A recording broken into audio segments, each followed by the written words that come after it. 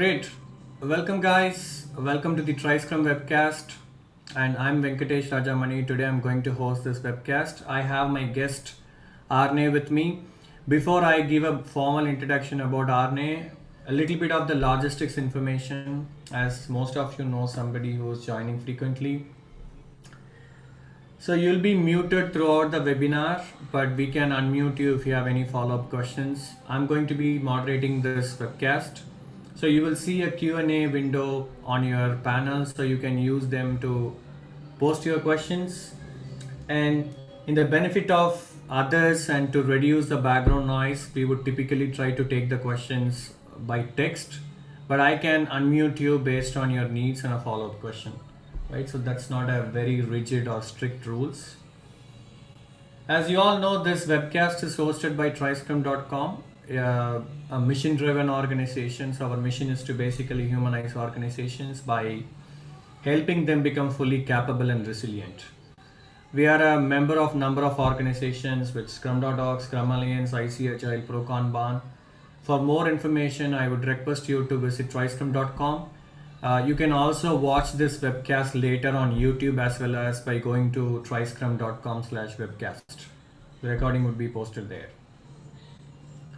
About the studio, I think I need to mention this. We have been doing this webcast for almost 3 years now. We have run more than 30 episodes featuring speakers from more than 14 countries now. So we are a proud member of one of the finalists of World Agility Forum. Because of the community contributions, we continue to do that because we believe the community contributions is one of the ways to humanize organizations. I would say I'm very privileged to introduce Arne, who is a very senior member. He's a principal consultant, coach, and a trainer at his own organizations. If I'm not wrong, he's a certified Scrum trainer, one of the long-standing trainers with Scrum Alliance. He also represented a very respectful TAC trainer approval committee for about maybe a longer period. Since 1994, he's been working with many organizations. He does consulting, product management. He brings extensive experience from management positions within IT and telecom industry. I'm sure today's webcast on Ask Anything with Arne is going to be a delight for you as well as for us because we are going to hear a lot of different perspectives from Arne. Welcome to Scrum webcast, Arne. Thank you so much for honoring us by making your presence here. Thank you, and thank you for having me. All right, so without any further delays, I'm going to stop my screen sharing, then I'm going to take your questions. I'm going to watch the Q&A window. Please start posting your questions on the Q&A window so that I can moderate the questions to Arne. Before I take questions from the participants, I have one personal question, Arne, with respect to Scrum. I think many companies are using Scrum for almost 10-15 years now. Wherever you go, Scrum is a popular framework. So I would like to understand, in your view, what is the state of Scrum now? So the state of Scrum, as I have seen it, and I've been involved in Scrum for 15 or 16 years. I met Jeff Sutherland the first time in 2006, and what I've seen is that more and more organizations outside of IT has been applying Scrum, and many organizations within IT are either doing it or considering using Scrum as a way to manage and control their product development or solving complex products. And one of the reasons why I see the spread, I believe the spread is because it's not only within IT where you have a complex situation where things are shifting so very fast, and that many organizations are interested in finding ways to kind of deal with that very, very rapid change of requirements and new ideas and new needs from their customers and users. Okay, good. So I have a follow-up question before I take some questions from the candidates as well. So we hear a lot of term Arne now. So people started scaling. I think Scrum has been proven successful in dealing with complexity that you talked about. Especially, it can reveal a lot of problems that the organizations are having. Um, but very frequently, we have been hearing from companies they got to scale or they wanted to move towards scaling. What is your advice to such companies? So I got an advice through a book by Craig Larman and Bas Vodde, which I think is very wise. And they have written about large scale Scrum, trying to do Scrum with many people in large organizations, distributed work, and they kind of joke about it, and they say that our main advice is don't do it. And if I build upon that advice, I say the following, that there are different ways of making life harder. One is to have more people working together than only a few. And then also, given that those two advice, remember that sometimes it is necessary to have many people because there can be a wealth of competence that you need to build a product that not only a few people can provide, and you may need to find those people in different parts of the world, therefore distributed. So be careful is my number one advice. And think about what you're doing. Try to look upon it as one product that you're building, not several products that you're supposed to integrate. Because if you can have the one product in mind, it's usually easier to find the problems earlier on. Otherwise, like if we force ourselves to integrate while we are working in parallel, then we will discover what is easy or hard, and we can solve the hard problems. If we do not allow us to integrate while we're building in parallel and wait to do that later, there is a risk that we find the problems later and thus are not as productive. So try to look upon it as one product being developed and all teams working on that product working together, like scaling the idea of many people on one team working together when you have only one team in Scrum. Okay, great. So I think that's a good addition. Be mindful when you're really scaling, and when you're scaling, make sure that you're not just scaling a number of people. The value that you are going to get out of the scaling, you need to be really, really considered. I see a couple of people chatting to me individually, but I would request you guys to post your questions on the Q&A window that you see on the panel. Sita Raman, just to name you, you raised your hands. Can you please post your questions on the chat window? If you have any follow-up question, I would be very happy to unmute you and let you speak directly to the facilitator.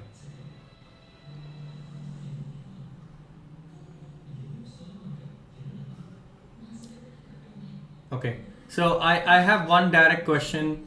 So what is the difference between Scrum and scaling Scrum? I mean, this is a very basic question, but still I thought I can pass on this to you. Yeah.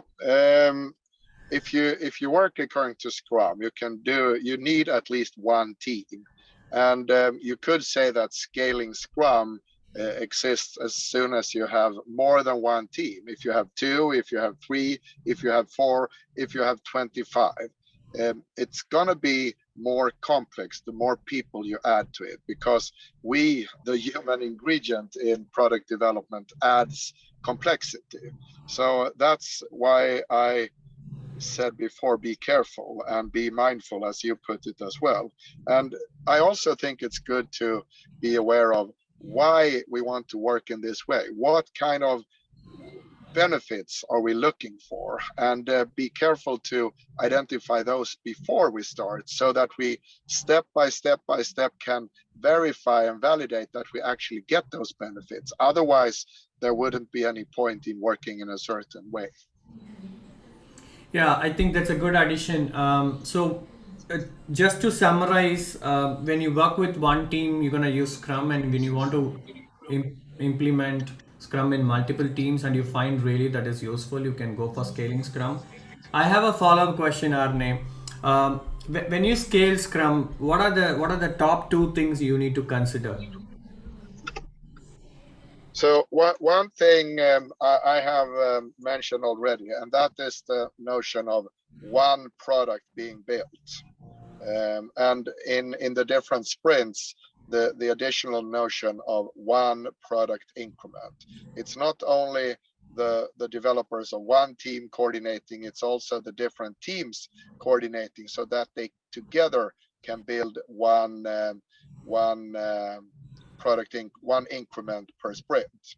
And then the other thing would be communication and collaboration, because that's key to when you're many people. What is typically the big challenge is how we communicate and how we collaborate. So anything that we can do to strengthen that, I would recommend thinking about. And if I may add one more thing, never forget to inspect and adapt. All the decisions that we make, they are made based upon the information we have right now, and they may be correct right now, but we don't know if they're correct tomorrow or next week or next month. So inspect and adapt on all the decisions that we make while we're working with product development.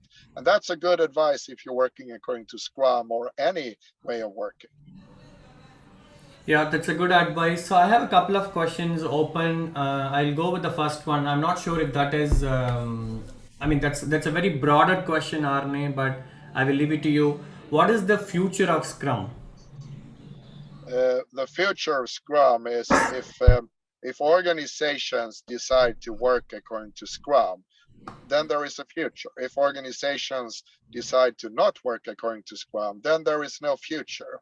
If you take a look at the Scrum Guide, which is the very how should you say, few pages describing the core of Scrum, what you really need to get started, but it's not enough. If you take a look at the Scrum Guide, it has changed over the years. The last revision was in November of 2020. One thing that was clarified, but really didn't change Scrum, was the notion of a product goal being mentioned in the Scrum Guide. That wasn't explicitly mentioned in earlier versions. But on the other hand, all people working according to Scrum and knowledge about Scrum, they knew already that it was a good idea to include product goal or product vision when you implemented Scrum. So it's not really an addition. And I believe that Scrum will not change very much when you read the Scrum Guide, but it may be clarified even more and maybe simplified as well. And then what is frustrating from time to time is that you do not get all the answers from the Scrum Guide. Sometimes you need to find your answers in the Scrum Guide, like things like, what are the artifacts of Scrum? What are the events in Scrum and so on? You get the answer for that in the Scrum Guide. What you don't get is what kind of practices do we need to use in our particular company when working according to Scrum. Those are things that you need to make decisions on. And you in your organization are usually best suited to make that decisions because you know about the details and the specifics of your particular situation. Okay, so that's a nice summary on the future of Scrum. I hope that answered your question. Before I take another question, interestingly, you talked about product goal, Arne. Explicitly, it was not there in the previous versions of the Scrum Guide, but in the recent change, they have made it explicit. So there is a question on. I think many candidates used to ask me this question: can a product goal change inside the sprint? And the clear rule in Scrum is that the product goal for a sprint is the single objective that we want to meet or obtain for that sprint. And we should not change that at all. And one of the reasons is that we want to be able to follow up during the sprint if we're moving closer to the product goal or not. And changing the product goal, in my mind, would be like trying to hit a moving target, and that's hard. There are times when we realize that it's hard or even impossible to reach the sprint goal. And then maybe we stop the sprint, we figure out a better or a different sprint goal, and then we start over again. But within the sprint, do not change the sprint goal. Okay. So another question before I take that question, so I have a follow-up question on this. I'm so sorry. I will take this question again. You talked about the sprint goal, Arne, but most of the people that I meet, they used to confuse the sprint goal and sprint backlog, right? So at least 4 and 5 candidates or 4 and 10 candidates that I speak, they used to mix the sprint backlog and sprint goal. There is a lot of myth in the industry. What are your recommendations? Maybe a couple of tips on how the team should consider forming a good sprint goal. So a good sprint goal answers the question, why are we spending time in this sprint? Um, where do we want to be? Where do we want to arrive by meeting the sprint goal? It could be in the terms of functional goals, adding functionality or features to the product. It could be in terms of proving concepts. Maybe we have changed our design or the architecture of the product, and we want to prove that that really works and that we can add functionality to it. It could also be about capacity and performance, maybe improving the performance of the product that we are developing. And it could very well be some kind of infrastructure goal as well. We know that we need a new server to run the application or the database that is serving the application. So that could be a sprint goal. Make the application run on a new server, and it's good to think about. Most likely, it's going to be a functional goal. That's the most common, but be open to having others as well. So really, when you get into sprint planning, the first topic of the sprint planning, that is called why. And I think the advice in the Scrum Guide, it's well worth reading the Scrum Guide on the sprint planning and the section, the topic why. There you can get some ideas also on what it means by a single objective. What is the most important thing we want to accomplish? That could be the answer to what is our next sprint goal. Yeah, that's a good addition. So a sprint goal need not be something we talking about at an application level or just at the software level. It could also be at the infrastructure level. Anything that qualifies, Yes. adding some functionality or some valuable to the teams. Good. Thank you so much. The next question I have is, what is your recommendation for Scrum teams who are unable to articulate a singular, focused, and flexible sprint goal? So could you please repeat that question? Sure. So, what is your recommendation for Scrum teams who are unable to articulate a singular, focused sprint goal? My interpretation of that question is that they may be able to identify 2 or 3 or 4 different sprint goals. And if that's the case, what I usually recommend is following. It's list those goals and then decide which is most important of those 3 or 4, and make that your single objective. If you're able to reach that, then you can always go for the other ones within the sprint as well. So that's my recommendation. Okay, so could you elaborate a bit on this part, Arne? Let's say a team is having a focused goal, that is, they don't have more than one goal, Yeah. yet they are struggling to arrive at a coherent sprint goal. Um, they may have a product goal, and if they have a product goal, then what you could do is to kind of break it down into smaller pieces and say that a sprint goal is like a subset of the product goal. And if we break the product goal into subsets of goals, what is most important? What part of that is most important? And try to formulate that as a sprint goal. What can sometimes be a challenge is that uh, sometimes they're too large. They may not be able to be fit into one sprint. Then you have the challenge of breaking it down even further. So breaking down things is something that you do a lot in Scrum, not only the goals from product goal to sprint goal, but also the items of the product backlog into small enough items to bring into many of them into a sprint. And then my notion of a sprint goal is that it's not enough to reach a sprint goal by doing one product backlog item. You need to do more than one product backlog item, or you should need to do that in order to reach your sprint goal. Um, I like to ask why.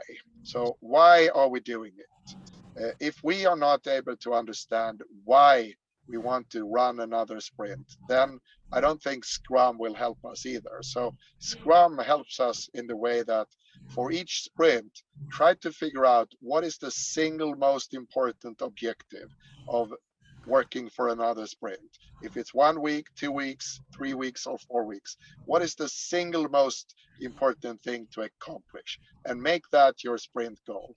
In the beginning, you may believe it's too small. You may believe it's too large.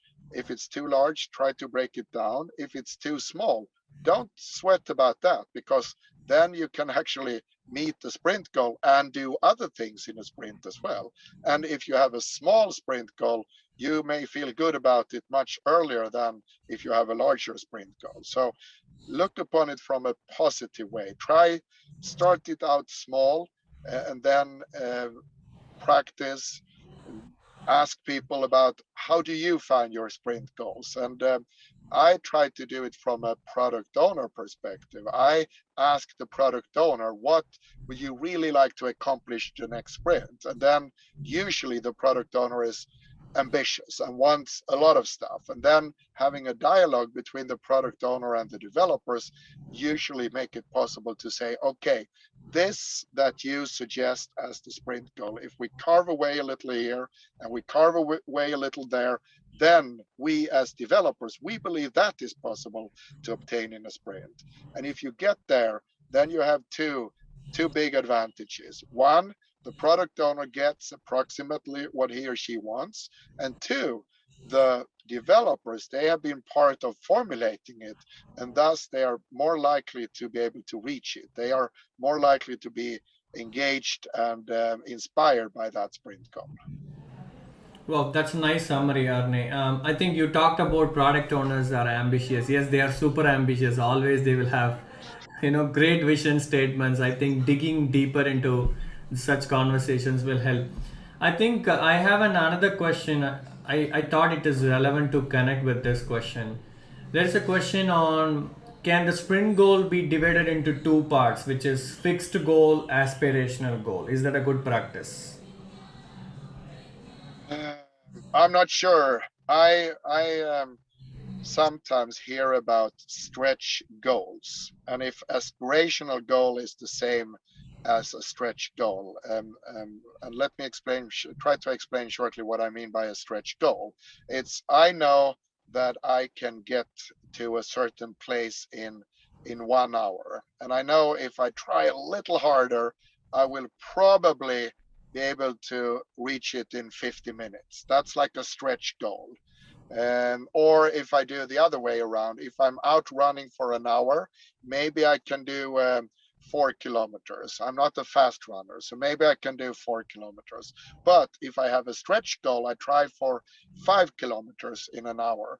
Usually, if you do such things, even in a sprint, it's possible to reach that stretch goal or aspirational goal. But what you may suffer from is that you don't allow yourself as developers to have that extra room to reflect upon how to become even better. That extra time when you finish a little earlier than the sprint finishes. Um, when I look for answers to questions about Scrum, my first source is the Scrum Guide. My second source is a book called A Scrum Book. And that book is written by Jeff Sutherland, James Copeland, and the Scrum Patterns Group. It contains a lot of patterns about how to implement Scrum in a good way. And one of the patterns is called teams that finish early, they accelerate faster. That means that a team that finishes what they are doing in a sprint before the sprint ends, they give themselves the opportunity to increase their velocity and productivity long term, rather than a team that has a stretch or a aspirational goal who usually makes it, but they don't really have the possibility to take an extra breath and reflect upon how to become even better. That is something that I recommend taking a look at. And if you want to find the patterns of this book, you don't need to buy the book. You can go to a website which has the URL scrumbook in one word .org. There you will find those patterns. The one that I talked about now is number 20, no, sorry, number 74, 74. Sure. So I've posted the book name and the URL on the chat. Yeah. Participants that are interested, you can go through them. I have another question. It is an interesting question, Arne. I think the most frequently asked questions as well. The Yeah. difference between Scrum Master and Agile Coach. So I usually give my favorite answer to this, and I'll promise to elaborate. My favorite answer is it depends. It depends on what you mean by an agile coach, because many people today, they call themselves agile coaches. Many organizations today, they claim that they have agile coaches within the organization, or they're employing agile coaches. I think that one of the biggest misunderstandings about the Scrum Master role is that the Scrum Master is operating only on team level, and that in organizations they want someone operating on an organizational level as well. And that could be a reason to bring in an agile coach. And thus, in many cases, the more exact answer is the difference between a Scrum Master and an agile coach is that many Scrum Masters, they limit themselves to work on a team level, and agile coaches are allowed to work on organizational level or enterprise level. If you read the Scrum Guide, it says that the Scrum Master should serve the developers of the Scrum team, should serve the Scrum team. It also says that the Scrum Master should serve the product owner and the organization in which you are operating. So already in the Scrum Guide, they are writing that actually the Scrum Master is not supposed to be only on team level, but also operating on an organizational level. That is not always, Scrum Masters are not always allowed to do that by the organizations. And then in addition to this, I'm sure there could be very many other takes on the differences, but this is my elaboration on the it depends answer. Oh, nice, Arne. Nice perspective. Okay, that's an interesting question. What is the difference between openness and transparency? I always struggle to understand these two terms interchangeably used in the Scrum Guide. So when we talk about Scrum, one of the values of Scrum is openness. And I personally, I interpret that as everything that is ongoing should be open to everyone. But remember, there is a limit to everyone. The limit is probably not the Scrum team. Uh, it may be a department, it may be an organization, and but it doesn't mean that we should be open about all our business secrets to everyone in the world. Um, and then transparency. to me is very, very, very similar. When you read the Scrum Guide, you read that Scrum is an empiricism, is based upon empiricism, and to work in an empirical way, you are resting upon three pillars: transparency, inspection, and adaptation. So that's the reason why you have both words, transparency and openness, in the Scrum Guide. So openness I covered, about being operating in an open way.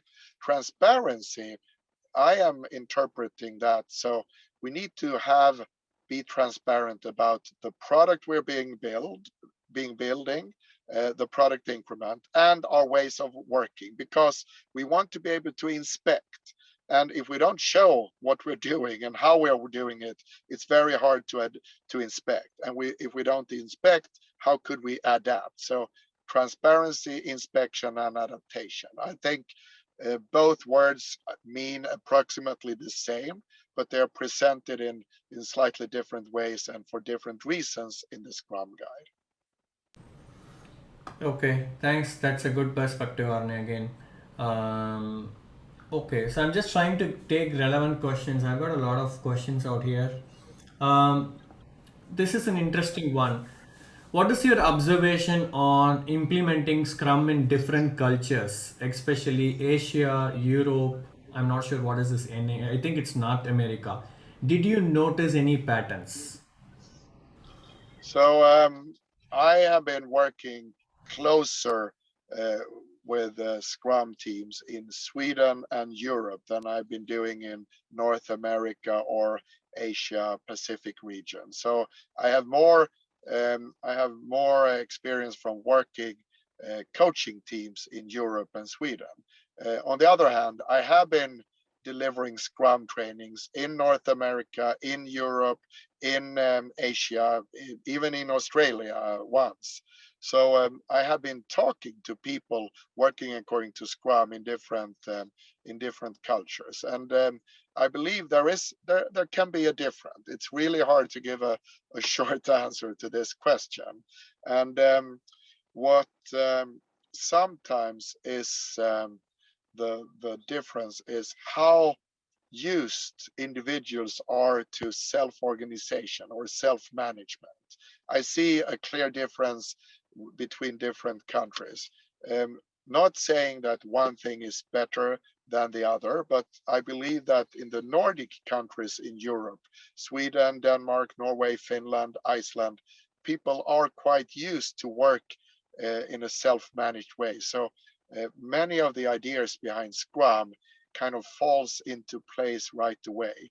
In countries or cultures where you are used to some hierarchies, it's usually more struggle, self-management. And I was actually thinking earlier today about the presentation I'm going to be doing at the Agile by Example conference later this year about self-organization. And my take on self-organization is that if we don't have it, it means that there is probably one single person organizing others. And the first thing that I'm looking for is that person to take a step aside and leave the room free. And then the second step is for the individuals of a team to take a step into that space. And that takes some courage, and it takes sometimes some considerations, and it may go against all the things that we are used to. So those are a couple of thoughts around the cultural differences.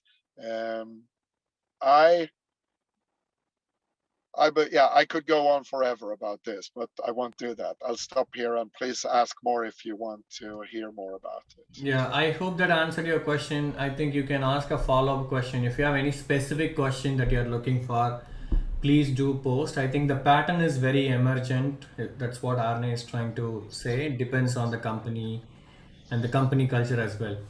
Um, I think another question on I am a PO, I'm a product owner in my organization. I'm struggling to get my stakeholders onboarded.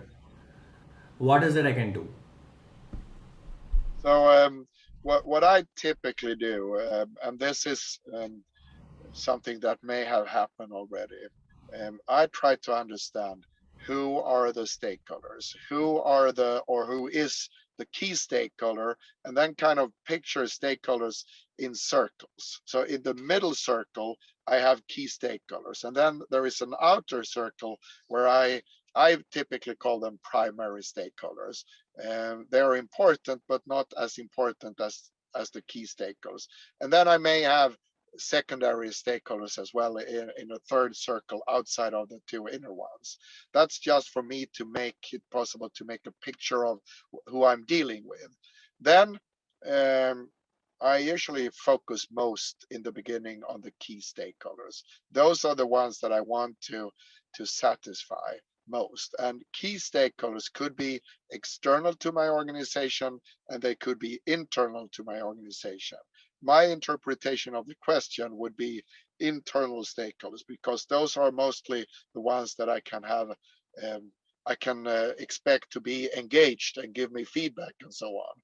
So what I do as product owner, I talk to the stakeholders and I try to understand how interested they are. And I try to help them understand that the more feedback they can give to me, the better I can meet their needs. And one thing that I do, I invite them to sprint reviews. And then I tell them that I need your feedback. And I ask questions to them during the sprint reviews. Then sometimes I notice that it's not possible for me to inspire stakeholders to come to the sprint reviews. So I try to convince them. I ask them, I plead, and I say, please help me out. Come to one and see what you get out of it. If you find that it's beneficial to you, you decide if you want to come to more or if you want this to be a single event. If you find that it's not beneficial to you, I would like to hear from you what you believe is possible to let me see here.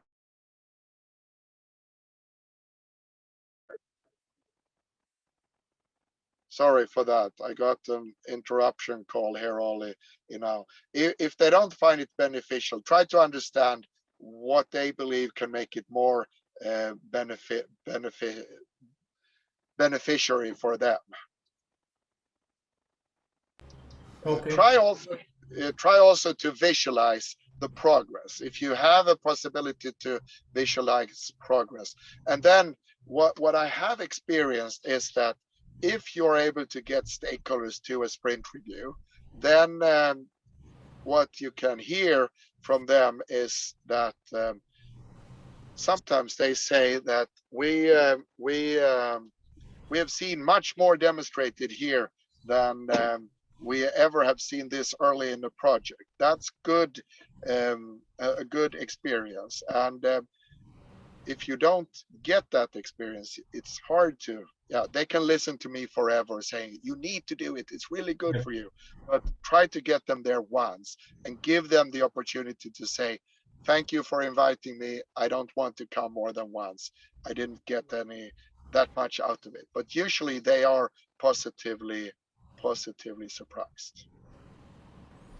Yeah, that's a good elaborative response. I hope it helped with your question. If you have any Yes, yes, follow-up great. question, please feel free to add. I'm going to take a couple of more questions in the benefit of time. I have a lot of questions. Okay, so what are the key characteristics necessary to assess a Scrum team in terms of cross-functional skills and self-management capabilities? So it's really two questions in one, and I'll start with a cross functionality.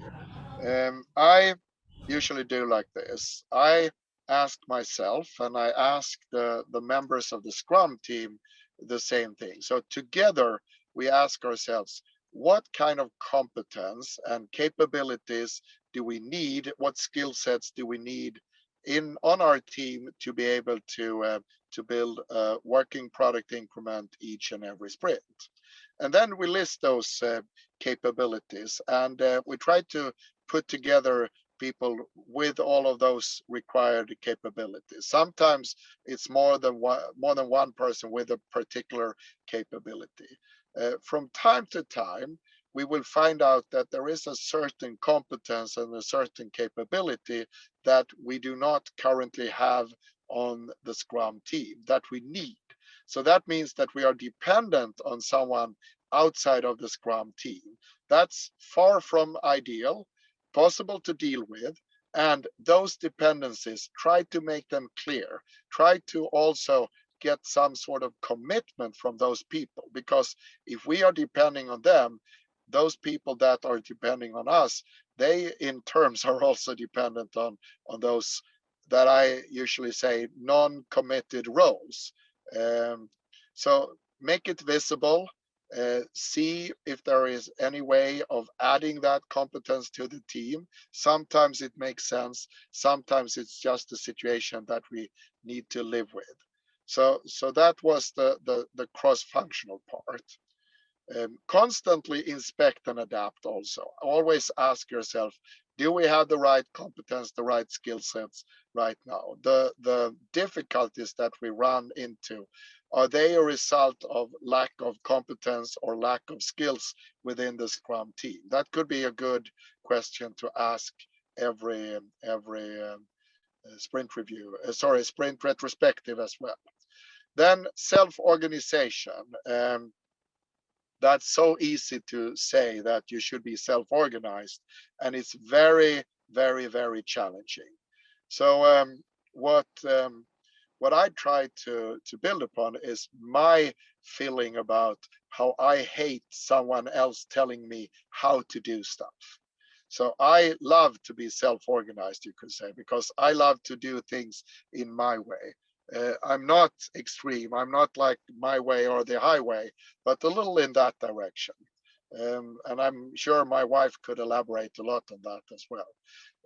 So I try to ask people what they prefer. Do they prefer to themselves to find out better ways of working, or do they prefer someone else to tell them how to do it? And I also go back to results from research in Norway at the Norway Business Institute in Oslo. There is a professor called Arnes.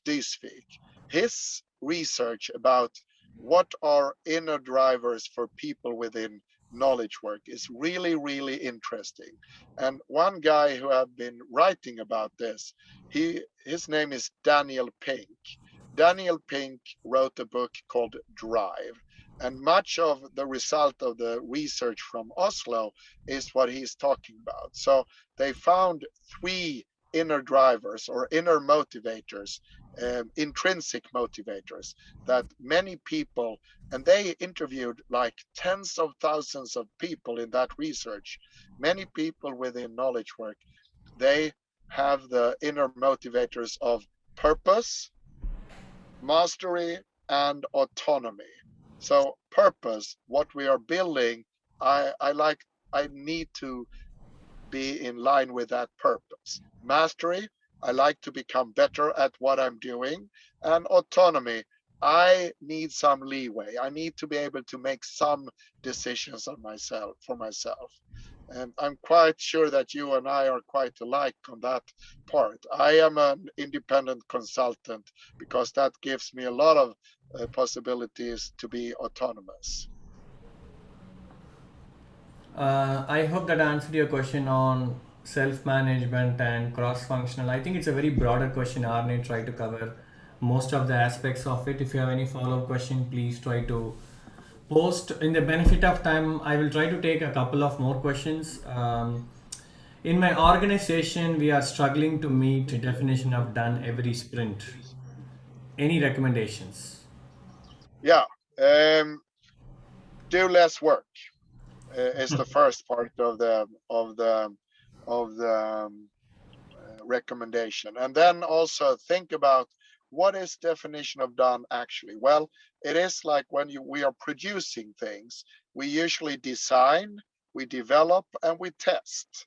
So those are like 3 items on a definition of done. Before we say we're done, we should design a solution. We should develop a solution. We should test and verify the solution.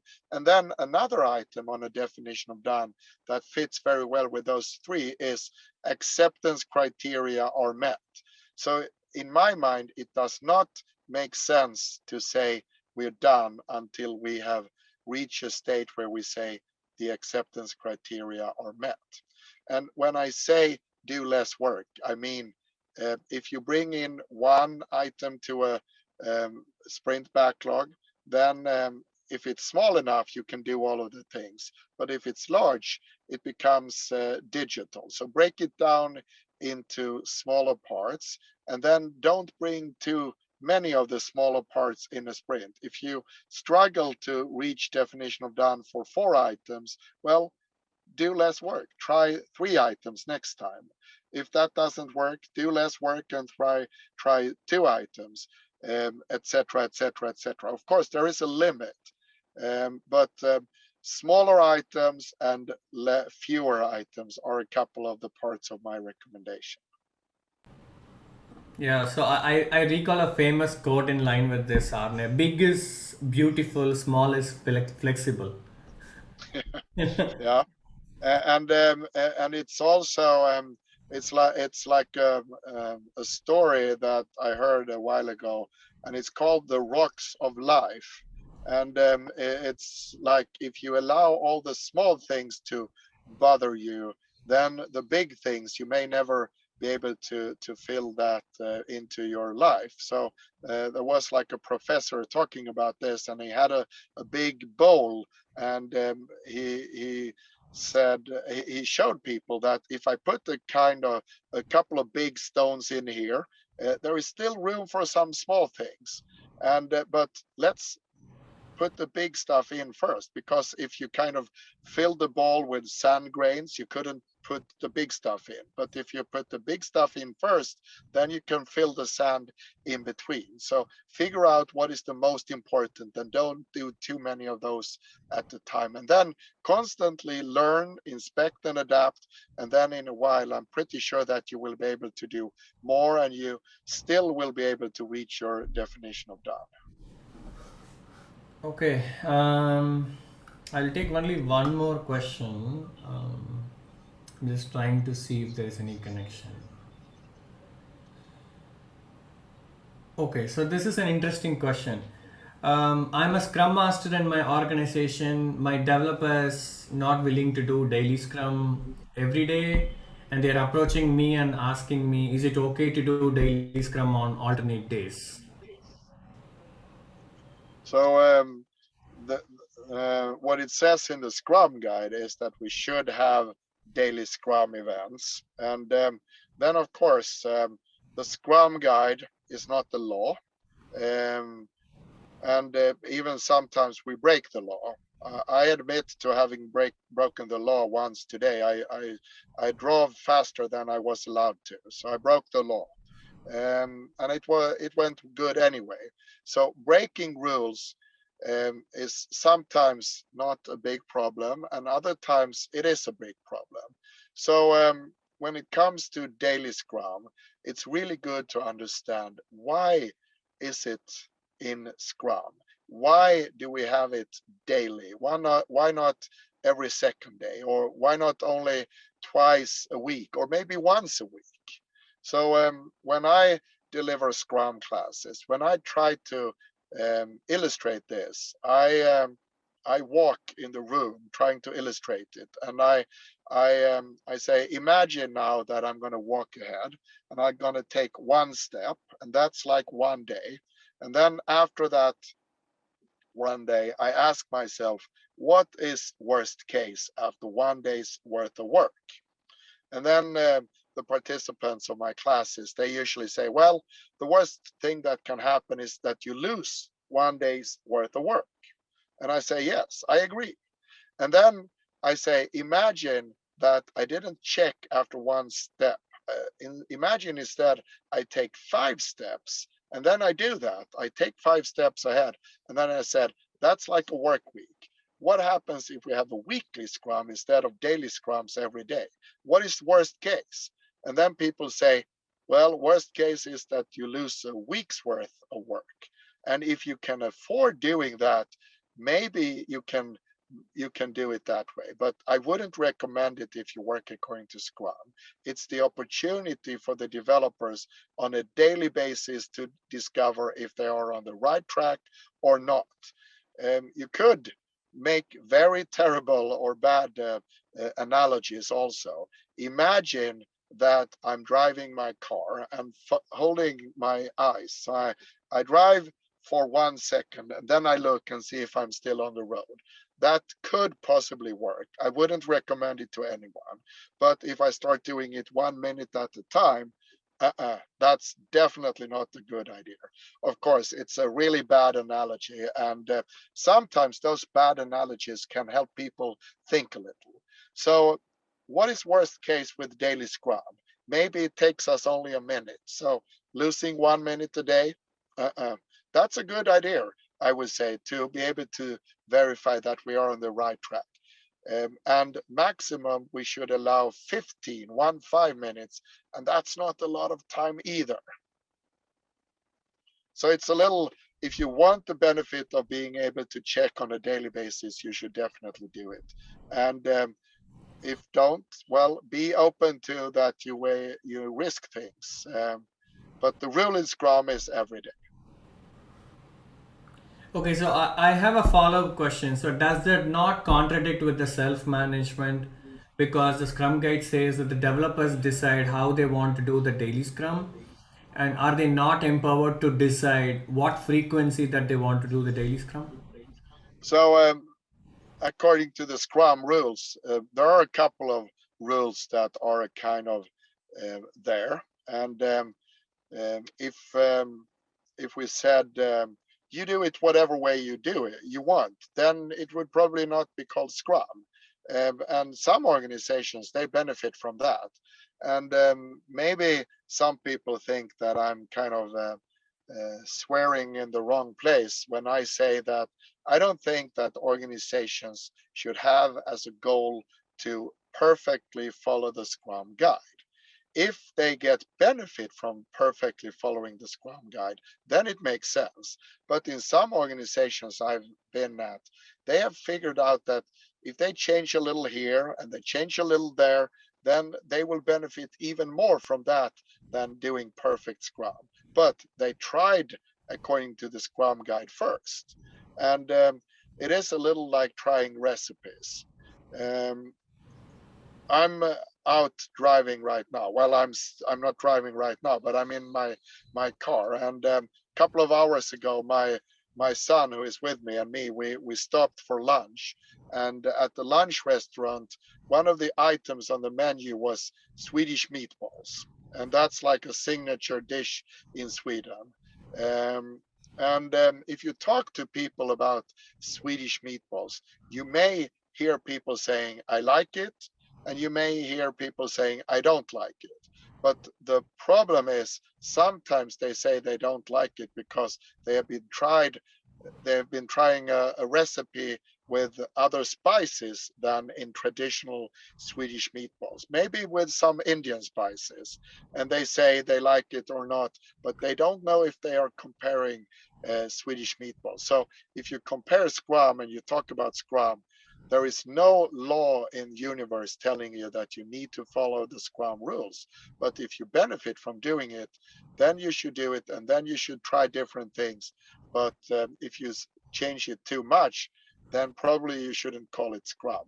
But it doesn't matter. If it benefits you in your product development and you are being inspired by Scrum, that's better than just following the rules. So it is a rule in Scrum, and of course, it's possible to change it in your particular organization. Um, I think it's good to know why the rule is there. That's why I was talking about how much work you may risk by having daily Scrums or weekly Scrums. And if you're aware of that, it's also like the length of the sprint. How much do we want to risk? Do we risk 1 month's worth of worth work? Can we afford risking that going wrong? Then 1 month sprint is okay. If we cannot risk that much, do shorter sprints. That's a good summary, Arne. I think in the benefit of time, that's all I have for today. Before I give it to you for a few words, I would like to share my screen. And I hope you all can see the screen. Thank you, Arne, for spending the last 1 hour with us, exchanging some thought process. It really helped from your experience. We learned a lot of insights. Um, Thank you, participants, those who joined the call. Thank you very much for your time. I hope you found this webcast valuable. You may also subscribe to our YouTube channel and watch this recording later if you want to. We would send across the links to you. Once again, thank you so much, Arne, for your time.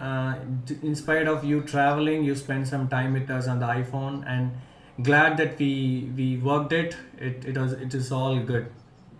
You want to say Yeah, something? and I asked my son to take a picture of me in the car, so I'll send that to you afterwards, and you can post it if you like. Sure, sure.